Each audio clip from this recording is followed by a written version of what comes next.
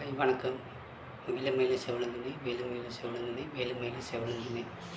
இன்றைக்கி பார்க்க போகிற பதிவு என்னென்னா, நம்ம முருக பக்தர்களுக்கெல்லாம் உள்ள ஒரு அடிப்படையான சந்தேகம் தான். அது என்ன சந்தேகம்னா, நம்ம முருகன்கிட்ட போகிறோம், முருகனோட பாதையில் கரெக்டாக போய்கிட்டு இருக்கோமா, அந்த ஐயனோட பாதையில் தான் போய்கிட்டு இருக்கோமா, ஐயன் நம்மளை பார்க்குறாரா, நம்மளை பேசுகிறாரா, அவர்கிட்ட நம்ம நெருங்கிக்கிட்டு இருக்கோமா, இந்த பற்றி ஒரு சந்தேகம் இருந்துக்கிட்டு இருக்கோம். அவ்வளோ பெரிய சந்தேகம்லாம் நமக்கு தேவைப்படாது. என்னென்னா, ஒன்றே ஒன்று பண்ணுங்க.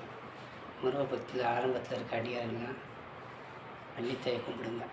வள்ளித்தாயை கும்பிட்டு பாருங்கள்.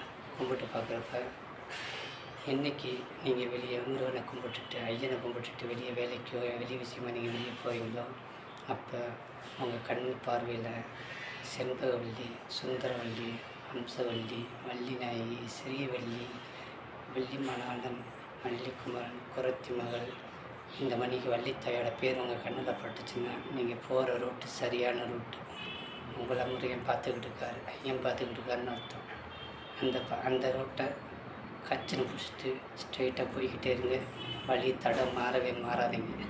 வள்ளித்தாய் வந்து உங்களை கூட்டிகிட்டு கரெக்டாக முருகனோட திருவடியில் கொண்டு போய் உங்களை சேர்த்துருவாங்க. சரியா?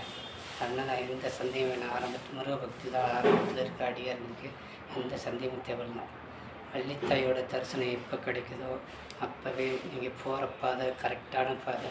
அதில் துளி அளவும் சந்தேகம் வேணும். வள்ளித்தாய் உங்களை கூட்டிகிட்டு போய் இறைவனோட திருவடியில் கண்டிப்பாக கரை சேர்த்து விடுவார்.